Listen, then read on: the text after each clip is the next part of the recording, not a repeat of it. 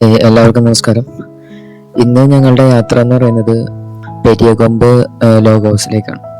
കുറേ കാലമായിട്ട് ചിന്തിക്കുന്ന ഒരു കാര്യമാണ് പെരിയകൊമ്പ് ലോഗ് ഹൗസിൽ ഒന്ന് സ്റ്റേ ചെയ്യണം എന്നുള്ളത്.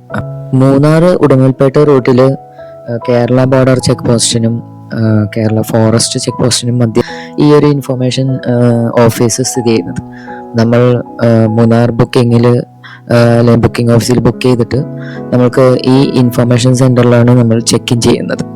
നമുക്ക് ഒരു 2 മണിക്ക് മുന്നായിട്ട് ഇവിടെ ചെക്ക് ഇൻ ചെയ്യാനാണ് നമുക്ക് നിർദ്ദേശിക്കുന്നത്. അത് പക്ഷെ ഒരു 5 മണി വരെ, വൈകുന്നേരം 5 മണി വരെയൊക്കെ ആയാൽ പോലും നമുക്ക് നമ്മളെ കാടിനകത്തുള്ള ലോഗ് ഹൗസിലേക്ക് കൊണ്ടുപോകാറുണ്ട്. ഞങ്ങൾ ആനവല ജംഗ്ഷൻ വഴിയാണ് ചെന്നാർക്ക് പോകുന്നത്. ആനവല ജംഗ്ഷനിൽ നിന്നും ഏതാണ്ട് ഒരു 55 കിലോമീറ്റർ മൂന്നാർ ഉടുമ്പൽപേട്ട് റോഡിലൂടെ യാത്ര ചെയ്താലാണ് നമുക്ക് ഈ ഒരു ഇൻഫർമേഷൻ സെന്ററിൽ എത്താൻ സാധിക്കുന്നത്. നമ്മൾ അവിടെ നിന്ന് വരുമ്പോൾ കേരള ബോർഡർ ചെക്ക് പോസ്റ്റ് കഴിഞ്ഞ് തൊട്ട് തന്നെ വലതുവശത്തായിട്ട് നമുക്കൊരു വനജ്യോത്സ്ന എന്ന റെസ്റ്റോറൻറ്റ് കാണാൻ സാധിക്കും. ആ റെസ്റ്റോറൻറ്റിനോട് ചേർന്നാണ് നമുക്ക് നമ്മുടെ ചെക്ക് ഇൻ ഡീറ്റെയിൽസ് ഒക്കെ നൽകി, അല്ലെങ്കിൽ ബുക്കിംഗ് ഡീറ്റെയിൽസ് ഒക്കെ നൽകിയിട്ട് ചെക്ക് ഇൻ ചെയ്യേണ്ടത്. അപ്പോൾ ഇവിടെ നമുക്ക് വേണമെങ്കിൽ നമ്മുടെ ഉച്ചഭക്ഷണം നമുക്ക് ഈ വനജ്യോത്സ്ന റെസ്റ്റോറൻറ്റിൽ നിന്ന് കഴിക്കാനായിട്ട് സാധിക്കും. അപ്പോൾ ഇവിടെ തന്നെയാണ് നമ്മുടെ വാഹനവും പാർക്ക് ചെയ്യുന്നത്. ഇതിന് പുറകിലായിട്ട്, ഈ ഒരു ഇൻഫർമേഷൻ സെന്ററിന് പുറകിലായിട്ട് ഏകദേശം 10ഓളം പേർക്ക് കിടന്ന് വിശ്രമിക്കാവുന്ന മുറികളും ടോയ്ലറ്റ് സംവിധാനങ്ങളൊക്കെ ലഭ്യമാണ്. ഇൻഫർമേഷൻ സെന്ററിൽ ഞങ്ങൾ 3 പേര് ഞങ്ങളുടെ അഡ്രസ്സും അതുപോലെ തന്നെ ആധാർ നമ്പർ വിവരങ്ങളൊക്കെ എഴുതി നൽകിയിരുന്നു. അപ്പോൾ നമുക്ക് ഓൺലൈൻ ബുക്കിങ്ങിൻ്റെ സമയത്ത് ഒരു ABN നമ്പറൊക്കെ ലഭിക്കും എന്നാണ് പറയുന്നത്. ആ നമ്പർ നമുക്ക് അവിടെ അവർ ചോദിക്കും. അത് നമുക്കിപ്പോൾ അറിയാൻ പാടില്ലെങ്കിൽ അത് വിഷയമല്ല. അതുപോലെ തന്നെ ഒരാൾക്ക് നമ്മൾ ബുക്ക് ചെയ്ത തുക കൂടാതെ ഓരോരുത്തർക്കും ഒരു 30 രൂപ വെച്ചിട്ട് അവിടെ നമുക്ക് അഡീഷണൽ ആയിട്ട് പേയ്മെന്റ് നടത്തേണ്ടി വരും. അപ്പോൾ ഇവിടെ ഈ ഒരു പാക്കേജിന് 2 പേർക്ക് 3500 രൂപ, പിന്നെ ഓരോരുത്തർക്കും അഡീഷണൽ ആയിട്ട് വരുന്ന ഓരോരുത്തർക്കും 1000 രൂപ വെച്ച് നമ്മളവിടെ പേയ്മെന്റ് നൽകണം. പെരിയകൊമ്പിലേക്ക് പോകാൻ ഉച്ചയ്ക്ക് ഒരു 2 മണിയോടുകൂടി ചെക്ക് ഇൻ ചെയ്യാനാണ് ബുക്കിംഗ് സൈറ്റിലൊക്കെ നമുക്ക് പറയുന്നത്. അപ്പോൾ ഞങ്ങളെങ്കിലും ഒരു 1:30 തന്നെ അവിടെ എത്തിയിട്ടുണ്ടായിരുന്നു. അപ്പോൾ പക്ഷെ പെരിയകൊമ്പിലേക്ക് നമ്മളുടെ കൂടെ വരേണ്ട ഗാർഡുമാരെ അവിടെ കണ്ടിരുന്നു. അപ്പം അവര് നമ്മളോട് പറഞ്ഞത് നല്ല വെയിലായതുകൊണ്ട് ഒരു 3 മണിയോടുകൂടിയൊക്കെ കാട് കയറാം എന്നാണ്.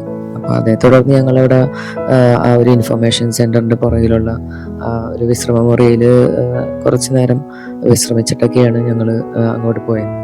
ഇൻഫർമേഷൻ സെന്ററിന് പുറത്ത് വന്നു കഴിഞ്ഞപ്പോൾ കുറേ അധികം കുരങ്ങന്മാർ റോഡ് അരികിലൊക്കെ ആയിട്ട് മരങ്ങളിലൊക്കെ ആയിട്ടുണ്ട്. അതിലൊരുത്തനോടെ പുളിമരത്തേൽ കിടന്ന് നല്ല കുത്തിമറിച്ചിലാണ്.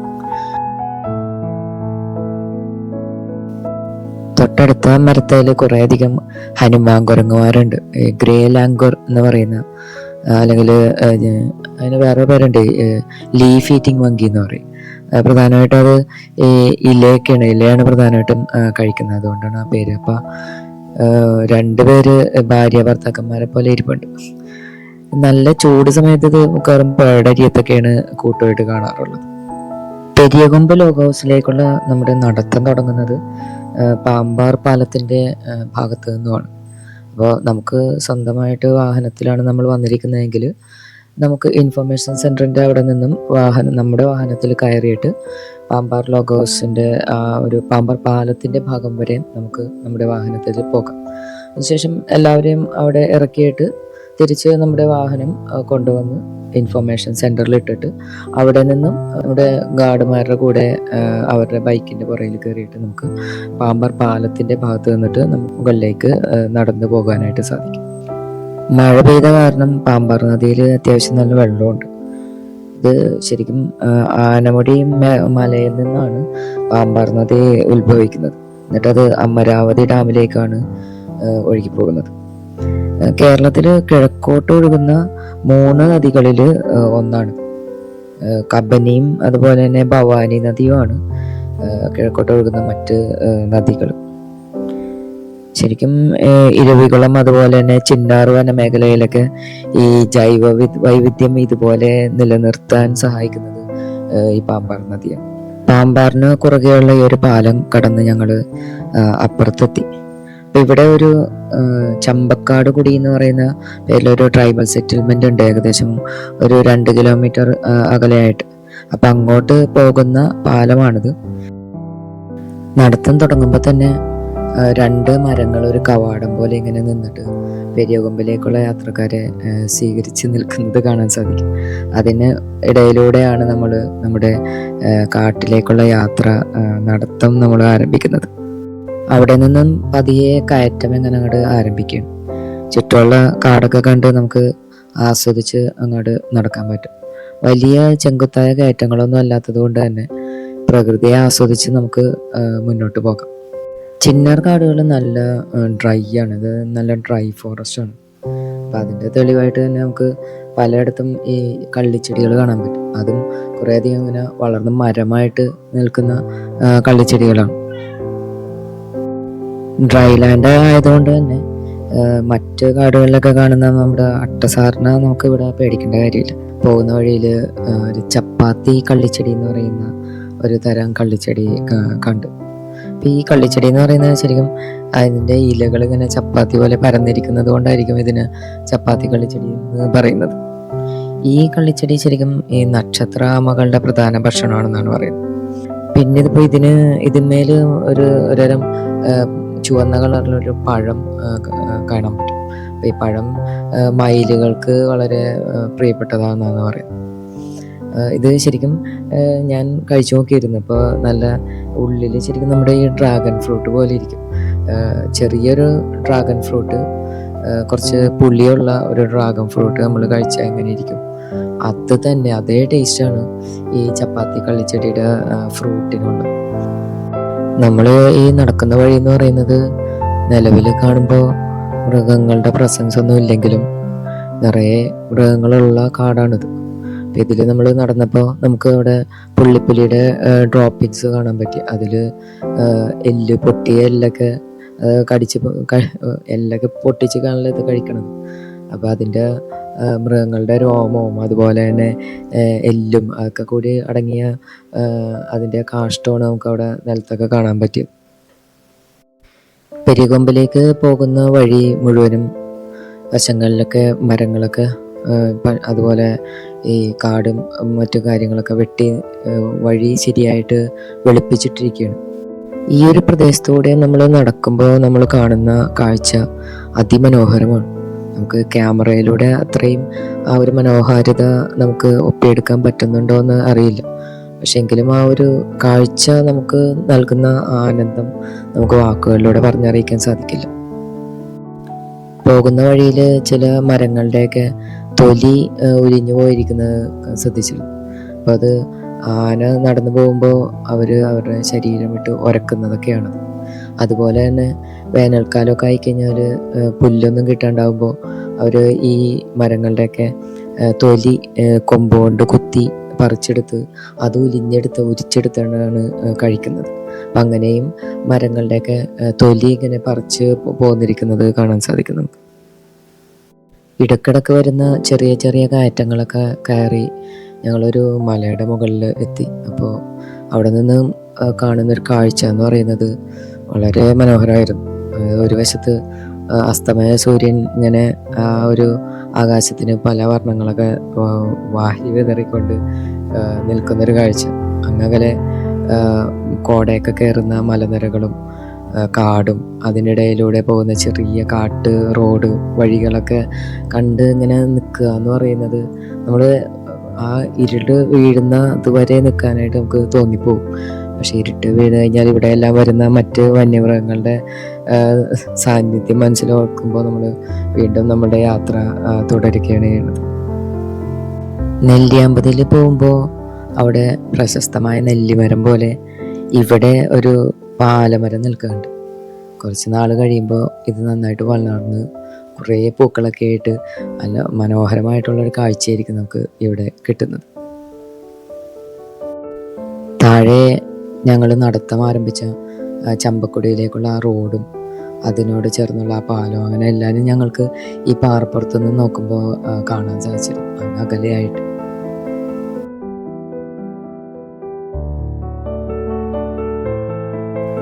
അവിടെ നിന്ന് നമ്മൾ പതുക്കെ മുന്നോട്ട് നടന്ന് ഒരു കയറ്റമൊക്കെ കഴിഞ്ഞ് അവിടെ ചെല്ലുമ്പോൾ നമുക്ക് കാണുന്ന കാഴ്ചയാണ് നമ്മുടെ പെരിയകൊമ്പ് ലോഗ് ഹൗസ്. നമ്മൾ മുന്നോട്ട് നടക്കുമ്പോൾ കാണാം അതിന് ചുറ്റുമായിട്ട് ഒരു കമ്പിവേലിയൊക്കെ കെട്ടിയിട്ടുണ്ട്. ഈ കമ്പിവേലിമേൽ അവിടെ ഇവിടെയൊക്കെ ആയിട്ടൊരു പ്ലാസ്റ്റിക് ബോട്ടിൽ ഇട്ടിട്ടുണ്ട്. ഒന്ന് നോക്കിക്കഴിഞ്ഞാൽ നമുക്ക് കാണാം ഈ പ്ലാസ്റ്റിക് ബോട്ടിൻ്റെ അകത്ത് ചെറിയ പാറക്കല്ല് ഇട്ടിട്ടുണ്ട്. ഇതാണ് നമ്മൾ കാലങ്ങളായിട്ട് പോകാൻ ആഗ്രഹിച്ച കാത്തിരുന്ന ആ ഒരു പെരിയകൊമ്പ് ലോഗ് ഹൗസ് എന്ന് പറയുന്നത്. ഇവിടെ നിന്നും പ്രകൃതിനെ നോക്കുമ്പോൾ ആ ഒരു ഭംഗി എന്ന് പറയുന്നത് പറയാൻ ശരിക്കും വാക്കുകളില്ല എന്നുള്ള. ശരിക്കും ഒരു 360 ഡിഗ്രിയിൽ തന്നെ പ്രകൃതി നമ്മുടെ മുന്നിൽ ഇങ്ങനെ പരന്ന് കിടക്കും. മല കയറുമ്പോൾ മല കയറി വരാനുള്ളത് കൊണ്ട് തന്നെ നമ്മുടെ ലഗേജുകളൊക്കെ നമ്മൾ പരമാവധി കുറക്കണം, അല്ലെങ്കിൽ നമ്മൾ ഇവിടെ എത്തുമ്പോഴേക്കും ഡെഡ്ലി ടയേർഡായിട്ടുണ്ടാവും. ഇൻഫർമേഷൻ സെൻറ്ററിൽ നിന്ന് നമ്മളൊരു ടെലസ്കോപ്പ് എടുത്തിട്ടുണ്ടായിരുന്നു. അപ്പോൾ ആ ടെലസ്കോപ്പൊക്കെ ഉപയോഗിച്ച് നമുക്ക് താഴെയുള്ള മൃഗങ്ങളെയൊക്കെ ശരിക്ക് കാണാനായിട്ട് സാധിക്കും. നമുക്കിവിടെ ഈ ലോഗ് ഹൗസിൽ വരുന്നത് 3 പേർക്ക് ലാവിഷായിട്ട് കിടക്കാൻ പറ്റുന്ന ഒരു ബെഡ്റൂമും കൂടെ അറ്റാച്ച്ഡ് ബാത്റൂമൊക്കെയാണ്. അറ്റാച്ച്ഡ് ബാത്റൂം എന്ന് പറയുമ്പോൾ നമുക്ക് അതിൽ വലിയ കാര്യമില്ല, കാരണം ഇവിടെ വെള്ളം ലഭ്യമല്ല എന്നുള്ളത് കൊണ്ട്. നമ്മുടെ ലോഗ് ഹൗസിനോട് ചേർന്ന് തന്നെയായിട്ട് ഒരു ചെറിയ ഷെഡിലാണ് നമുക്ക് വേണ്ട ഭക്ഷണമൊക്കെ നമ്മുടെ ചേട്ടന്മാർ പാകം ചെയ്ത് തരുന്നത്. ഈ മുകളിലിരുന്ന് ഇങ്ങനെ താഴേക്ക് നോക്കുമ്പോൾ നമുക്ക് കാടും മൃഗങ്ങളെയൊക്കെ ഇങ്ങനെ കാണാൻ സാധിക്കും. ഞങ്ങളങ്ങനെ ഇരിക്കുന്ന സമയത്ത് നോക്കുമ്പോൾ താഴെ ആനക്കൂട്ടം എത്തിയിട്ടുണ്ട്. ഞങ്ങൾ കൊണ്ടുവന്ന ടെലസ്കോപ്പിലൂടെയൊക്കെയാണ് ശരിക്കും ആനേനെ കാണാൻ പറ്റുന്നത്. ശരിക്കും നമ്മൾ നമ്മുടെ കണ്ണുകൊണ്ട് നേരെ നോക്കിക്കഴിഞ്ഞാൽ നമുക്ക് ആനേനെ അത്രയും ചെറുതായിട്ടാണ് കാണുന്നത്. നമുക്ക് സൂം ചെയ്യുന്ന ക്യാമറയോ അല്ലെങ്കിൽ ഇങ്ങനെ ടെലസ്കോപ്പൊക്കെ ഉണ്ടെങ്കിലാണ് നമുക്ക് ആനേനെ നമുക്ക് വ്യക്തമായിട്ട് കാണാൻ പറ്റുന്നത്. കൊമ്പന്മാരൊന്നും ആ കൂട്ടത്തിൽ കണ്ടില്ല. കുറേ പിടിയാനകളും അതുപോലെ തന്നെ കുറേ ചെറിയ കുട്ടിയാനകളൊക്കെ ആയിട്ടുള്ള ഒരു സംഘമാണ് കാട്ടിലൂടെ നടന്നു പോയിക്കൊണ്ടിരുന്നത്. ഇങ്ങനൊരു ആനക്കൂട്ടം സ്ഥിരമായിട്ട് ഈ സമയത്ത് ഇങ്ങനെ ഈ വഴിയിലൂടെ പോകാറുണ്ടെന്നുള്ളതാണ് ഇവർ പറഞ്ഞത്. ഇതിനപ്പുറത്തായിട്ട് ഈ കാടിന് നമ്മൾ ഈ കാണുന്ന ഭാഗത്തായിട്ട് ഒരു അരുവി ഒഴുകുന്നുണ്ട് അത്ര. അപ്പോൾ അതിൽ വെള്ളം കുടിക്കാനൊക്കെ ആയിട്ടാണ് ഇവരിങ്ങനെ പോകുന്നത്. രാത്രിയായപ്പോഴേക്കും ഞങ്ങൾ പതുക്കെ കസേരയൊക്കെ എടുത്ത് അകത്തോട്ട് ഇരിപ്പായി. അപ്പോൾ അതിനിടക്ക് മുകളിലോട്ട് നോക്കി കഴിഞ്ഞപ്പോഴാണ് ഒരു പല്ലീനെ പോലെയുള്ള ഒരു ജീവി.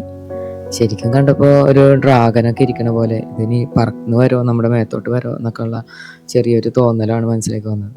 അപ്പോൾ ഞങ്ങളുടെ രാത്രി ഭക്ഷണമൊക്കെ റെഡിയായി.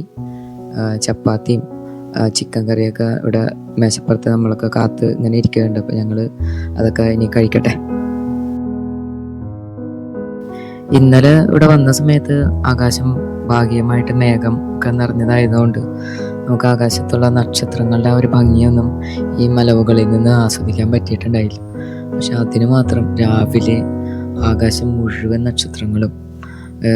നക്ഷത്രങ്ങളൊക്കെ നമുക്ക് ഈ ക്യാമറയിലൂടെ ഒന്നും കൃത്യമായിട്ട് കാണാൻ പറ്റണില്ലെങ്കിലും നമുക്ക് അങ്ങകലെ വെട്ടവും വെളിച്ചമൊക്കെ വരുന്നതൊക്കെ ഉള്ള കാണുന്ന ആ ഒരു ഭംഗി പറഞ്ഞറിയിക്കാൻ പറ്റില്ല. ആകാശം നല്ല ചുവന്ന് പ്രകൃതി സൂര്യോദയത്തിന് തയ്യാറായി നിൽക്കുന്ന അവസ്ഥ, അതും ഈ ഒരു വൈബിൽ ആസ്വദിക്കുമ്പോൾ അത് ശരിക്കും നമുക്ക് പറഞ്ഞ് അറിയിക്കാൻ പറ്റില്ല. അത് നമ്മൾ കണ്ട് തന്നെ ആസ്വദിക്കണം. ആ ഉദയ സൂര്യൻ്റെ കിരണങ്ങളൊക്കെ ഏറ്റ് നമ്മൾ ആ പെരിയകൊമ്പ് ലോഗ് ഹൗസിൽ ഇങ്ങനെ ഇരിക്കുമ്പോഴാണ് നമുക്കതിൻ്റെ ആ ഒരു ഭംഗി അത് എത്രത്തോളം വലുതാണെന്നുള്ളത് നമുക്ക് മനസ്സിലാവുള്ളൂ. നമ്മൾ ജീവിതത്തിൽ ഒരിക്കലെങ്കിലും ഈ പെരിയകൊമ്പ് ലോഗ് ഹൗസിലൊക്കെ പോയി പ്രകൃതിനെ നമ്മൾ ആസ്വദിക്കണം. ശരിക്കും നമ്മൾ നഗരങ്ങളിൽ അല്ലെങ്കിൽ വീട്ടിൽ ഇരുന്നു കൊണ്ട് TV-യിലൂടെ നമ്മൾ പ്രകൃതി ആസ്വദിക്കലല്ല പ്രകൃതിയുടെ ശരിയായ ആസ്വാദനം എന്ന് പറയുന്നത്.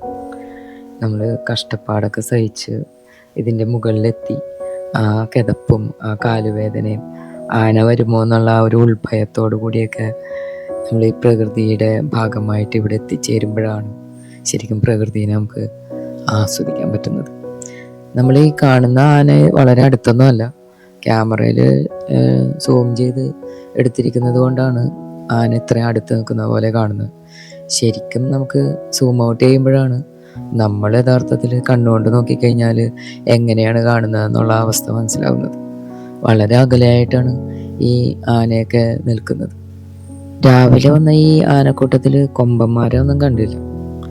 കറും പിടിയാനകളൊക്കെയാണ് ഉള്ളത്. പിന്നെ ചെറിയ ആനകളും ഉണ്ട്. അതിൽ ഒരു കുഞ്ഞിക്കൊമ്പനുണ്ട്. കൊമ്പൊക്കെ വളർന്നുകൊണ്ടിരിക്കുന്നുണ്ട്.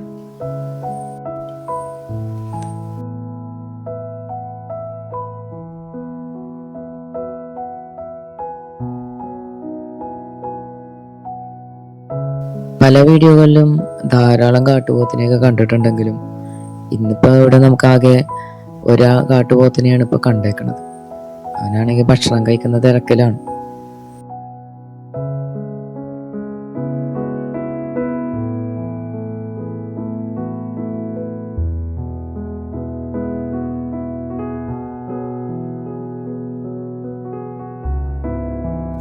ഇപ്പം നമുക്ക് കാട്ടുപോത്തും ആനയും ഏതാണ്ട് ഒരേ ഫ്രെയിമിലായിട്ടുണ്ട്.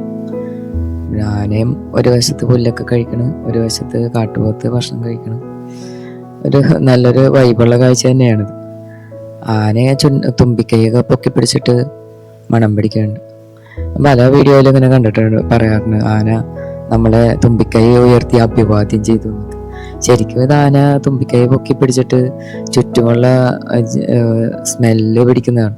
പ്രത്യേകിച്ച് മനുഷ്യരൊക്കെ നിൽക്കുന്നുണ്ടെങ്കിൽ ആന തുമ്പിക്കൈ ഉയർത്തുണ്ടെങ്കിൽ അത് നമ്മുടെ മണം പിടിക്കാനായിട്ട് അത് മുകളിലേക്ക് ഉയർത്തിപ്പിടിച്ച് നോക്കുന്നതാണ്. പലപ്പോഴും അങ്ങനെ മനുഷ്യർ പല വീഡിയോകളിലും തെറ്റിദ്ധരിച്ച് പറയുന്നത് കേട്ടിട്ടുണ്ട്. കൂട്ടത്തിനെയൊക്കെ ഇങ്ങനെ കണ്ട് നോക്കിയിരിക്കുന്ന സമയത്ത് അതിൻ്റെ ഇടയ്ക്ക് നല്ലൊരു അലാം കോള് കേട്ടിരുന്നു. മ്ലാവിൻ്റെ അലാം കോളായിരുന്നു. കുറേ നോക്കിയിട്ടെങ്കിലും മ്ലാവിനെ കണ്ടില്ല. നമുക്ക് ഈ ഒച്ച മാത്രമേ കേട്ടുള്ളൂ. മറ്റെന്തെങ്കിലും ഒരു ജീവികളെ കാണുമ്പോഴൊക്കെയാണ് ഇത്തരം മൃഗങ്ങളൊക്കെ ഇങ്ങനെ അലാം കോൾ ഉണ്ടാക്കുന്നത്. കുറ്റിച്ചെടികൾക്ക് ഇടയിലായിട്ടൊക്കെ വേറെയും കുറെ കാട്ടുപോത്തുകൾ നിൽക്കുന്നുണ്ടെന്ന് തോന്നുന്നു. നിലവിൽ നമുക്ക് 3 കാട്ടുപോത്തിനെയൊക്കെയാണ് കാണുന്നത്. രാവിലെ തന്നെ ഈ സൂര്യപ്രകാശവും കിട്ടി മലമുകളിൽ നിന്നുകൊണ്ട് താഴെ പ്രകൃതിനെ ആസ്വദിച്ച് നിൽക്കുക എന്ന് പറയുന്നത് പ്രത്യേക വൈബ് തന്നെയാണ്. ആനേനെയൊക്കെ കണ്ട് ഇങ്ങനെ ഇരിക്കുന്ന സമയത്താണ് നോക്കുമ്പോൾ ഒരു പാറയോന്ത് വെയിൽ കൊള്ളാനായിട്ട് വന്നിട്ടുണ്ട്. ഇവനിങ്ങനെ ഇവിടുത്തെ സ്ഥിര താമസക്കാരനാണെന്ന് തോന്നുന്നുണ്ട്. എൻ്റെ പേര് പാറയോന്ത് എന്ന് മലയാളത്തിൽ പറയുമെങ്കിലും ഇംഗ്ലീഷിൽ ഇവൻ പെനിൻസുലാർ റോക്ക് അഗാമ എന്നാണ് പറയുന്നത്. രാവിലെ 10:30 നമ്മുടെ ചെക്കൗട്ട് സമയം പറയുന്നത്. അപ്പോൾ അത് നമുക്ക് രാവിലത്തെ ഭക്ഷണം എന്ന് പറയുന്നത് ഇവിടെ നിന്നല്ല, നമുക്ക് ഇൻഫർമേഷൻ സെൻറ്ററിൽ തിരിച്ച് ചെന്നിട്ടാണ് അവിടെ നിന്നാണ് നമ്മൾ ഭക്ഷണം കഴിക്കുന്നത്. ഇന്ന് നമുക്കിവിടെ നമ്മളുടെ കൂടെ വന്ന ഫോറസ്റ്റ് ഗാർഡുമായിരുന്നു അനീഷ്, അതുപോലെ ശങ്കർ, സുനിൽ, അവരൊക്കെ ആയിരുന്നു. അതിൽ തന്നെ അനീഷ് നല്ലൊരു ബേർഡ് വാച്ചറാണ്. നമുക്ക് ഇവിടെയുള്ള കുറേയധികം പക്ഷികളുടെയൊക്കെ പേര് ഇദ്ദേഹം പറഞ്ഞു തന്നിരുന്നു. ഞങ്ങൾ പെരിയകൊമ്പിൽ നിന്നും ഞങ്ങളുടെ മടക്കയാത്ര ആരംഭിച്ചു. അപ്പോൾ വീണ്ടും ഇനി പെരിയകൊമ്പിലേക്ക് വരുമെന്നുള്ള ഒരു പ്രതീക്ഷയോടുകൂടി തന്നെ അതിനൊക്കെ ടാറ്റ പറഞ്ഞ് ഞങ്ങൾ തിരിച്ചു പോവുകയാണ്. പെരിയകൊമ്പിൻ്റെ മറുവശത്തായിട്ട് അവിടെ നമുക്ക് നോക്കി കഴിഞ്ഞപ്പോൾ ആന നിൽക്കുന്നത് കാണാൻ സാധിക്കും. വെയിലൊക്കെ കൊണ്ട് ആ ഭാഗത്തും ആന ഉണ്ടായിരുന്നു ശരിക്കും. വീണ്ടും ഈ പാറയുടെ മുകളിലൊക്കെ വന്ന് പ്രകൃതിനെ കണ്ടു കഴിഞ്ഞപ്പോൾ ശരിക്കും അവിടെ നിന്ന് തിരിച്ചു പോരാനായിട്ട് നമുക്ക് മനസ്സ് വന്നിരുന്നില്ല. അവിടെ നിന്നുകൊണ്ട് ആ പ്രകൃതിനെ നോക്കിക്കൊണ്ട് നിൽക്കുമ്പോഴാണ് അതിലെ കൂടി പുതിയൊരു ആളെ കണ്ടത് ഞങ്ങൾ. ഗരുഡശലഭം എന്നാണ് ഈ ചിത്രശലഭത്തിൻ്റെ പേര്. അതിങ്ങനെ തേൻ കുടിക്കുന്ന സമയത്ത് അതിൻ്റെ ചിറകുകൾ എപ്പോഴും ഇങ്ങനെ ചലിപ്പിച്ചുകൊണ്ടിരിക്കുമെന്നാണ് പറയുന്നത്. ഇത്രയും വലിയ ഒരു ചിത്രശലഭം ഈ ഭാഗത്താണ് ഉള്ളത്. പതിയെ ഞങ്ങളുടെ മടക്കയാത്ര ഞങ്ങൾ ആരംഭിച്ചു. ഇനിയിപ്പോൾ കയറ്റമൊന്നും ഉണ്ടാവില്ല, മുഴുവനും ഇറക്കം തന്നെ ആയിരിക്കും. ശരിക്കും പെരിയകൊമ്പ് ലോഗ് ഹൗസിലേക്കുള്ള ട്രക്കിങ് അത്ര വലിയ ഹാർഡായിട്ടുള്ള ട്രക്കിംഗ് ഒന്നുമല്ല. മാക്സിമം പോയാലൊരു 4 കിലോമീറ്ററൊക്കെ വരും. അങ്ങനെ ചെങ്കുത്തായ കയറ്റങ്ങളെന്ന് പറയാനൊന്നുമില്ല. പെരിയകൊമ്പിലേക്ക് വരുന്ന വഴിയിൽ കുറേയധികം മലനിരകൾ കണ്ടിരുന്നു. അനീഷ് ബ്രോ പറഞ്ഞത് പെരിയകൊമ്പിന് എതിർവശത്തായിട്ട് ചിന്നക്കൊമ്പ് എന്ന് പറയുന്ന ഒരു മലയുണ്ട് അത്ര. ശരിക്കും ഇത് പെരിയ കൊമ്പ് എന്നല്ല, പെരിയ കുമ്പ്. കുമ്പ് എന്ന് വെച്ചാൽ മല, പെരിയ എന്ന് പറയുമ്പോൾ വലുത്. അപ്പോൾ ഈ വലിയ മല എന്ന് പറയുമ്പോൾ അതിന് ഓപ്പോസിറ്റായിട്ട് ഒരു ചിന്നക്കുമ്പ്, ചെറിയ മല ഉണ്ട് അത്ര. അപ്പം അതുകൊണ്ടാണ് ഇത് പെരിയ കുമ്പ് എന്ന് അറിയപ്പെടുന്നത്. അതുപോലെ തന്നെ അവിടെ ചുറ്റുമായിട്ട് പല മലകളും, തേങ്ങമല, വെള്ളിമല, വശ്യപ്പാറ നമ്മൾ കുറേ കൂടിയൊക്കെ കേട്ടിട്ടുണ്ട്.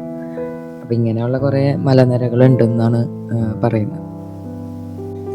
90 സ്ക്വയർ കിലോമീറ്ററിലായിട്ട് പരന്നു കിടക്കുന്നതാണ് ഈ ചിന്നാർ വൈൽഡ് ലൈഫ് സാങ്ച്വറി എന്ന് പറയുന്നത്. അപ്പം ഇതിൻ്റെ ഒരു ഭാഗത്തായിട്ട് നമുക്ക് കാന്തല്ലൂരും മറയൂരുമാണ് വരുന്നത്, അതിൻ്റെ മറുവശത്തായിട്ട് തമിഴ്നാട്. അപ്പം അങ്ങനെയാണ് ഈ ഒരു ഭൂപ്രകൃതി കിടക്കുന്നത്. നമുക്ക് ഈ പെരിയോമ്പിൻ്റെ മുന്നിൽ കാണുന്നതാണ് കീഴണവയൽ മല. അതിൻ്റെ അപ്പുറത്തായിട്ട് നമുക്ക് കൊടൈക്കനാൽ മലനിരകളും കാണാൻ സാധിക്കും. തിരികെ ഇൻഫോർമേഷൻ സെൻറ്ററിലേക്ക് പോകുന്ന വഴിക്ക് ഒരു ചെറിയൊരു ട്രക്കിങ് കൂടി ഞങ്ങൾ നടത്തിയിരുന്നു. അപ്പം അത് ഒരു വാച്ച് ടവർ ഉണ്ട്. അപ്പോൾ ആ വാച്ച് ടവറിൻ്റെ മുകളിലേക്ക് കയറുക എന്നുള്ളൊരു ഉദ്ദേശത്തോടു കൂടിയാണ് ഞങ്ങൾ പോയത്. അപ്പോൾ അങ്ങനെ പോകുന്ന വഴിക്ക് ഈ മാനുകളൊക്കെ വിശ്രമിക്കാനിരിക്കുന്ന ഒരു മേഖലയിലേക്ക് കൂടിയിട്ട് ഞങ്ങൾ പോയിരുന്നു. മൃഗങ്ങളുടെയും അസ്ഥികൂടങ്ങളൊക്കെ അവിടെ ചിന്നച്ചിതറി കിടന്നിരുന്നു. മിക്കവാറും വല്ല കാട്ടുപട്ടിയോ അല്ലെങ്കിൽ പുള്ളിപ്പലിയൊക്കെ ആയിരിക്കും ഇങ്ങനെ ഇടുന്നത്. ഞങ്ങളപ്പോൾ അങ്ങനെ നടന്നു പോകുന്ന സമയത്ത് ഒരു സംഭവം കണ്ടു. മാൻ്റെ കൊമ്പ് അവിടെ നിലത്ത് കിടക്കുന്നുണ്ടായിരുന്നു. അപ്പം അതൊക്കെ ഒന്നെടുത്ത് വെച്ച് തലയിലൊക്കെ വെച്ചിട്ട് ഇങ്ങനെ നോക്കിയിരുന്നു. അപ്പോൾ ശരിക്കും ഒരു മാൻ നടന്നു പോകുന്ന ഒരവസ്ഥയൊക്കെ മനസ്സിൽ ആലോചിച്ചു പോയി.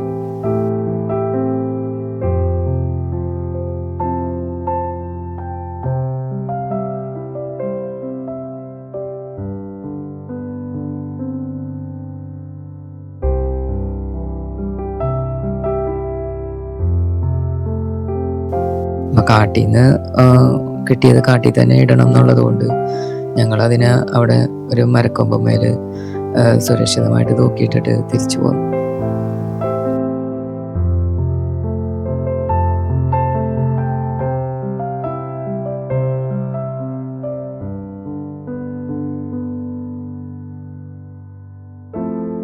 തിരികെ ഇൻഫർമേഷൻ സെൻറ്ററിൽ വന്നിട്ട് ഞങ്ങളവിടെ ചിന്നാർ പുഴയിൽ പോയിട്ട് ഒരു കുളിയൊക്കെ കുളിച്ച് ഫ്രഷായി. ഞങ്ങൾ ചിന്നാർക്ക് പോകുന്ന സമയത്ത് കാര്യം ഓല കൊണ്ടൊക്കെ വെച്ച് ചെയ്യുന്നത് കണ്ടിരുന്നു. ഇത് വെങ്കായ പെട്ര എന്ന് പറയും. അപ്പോൾ ഇതിൻ്റെ അകത്ത് വെങ്കായം എന്ന് വെച്ചാൽ ഉള്ളി. ഈ ഉള്ളി ഇങ്ങനെ കുറേ 6 മാസത്തോളം കേടാവാതെ സൂക്ഷിക്കുന്നത് ഇതിൻ്റെ അകത്ത് വെച്ചിട്ടാണ് അത്ര.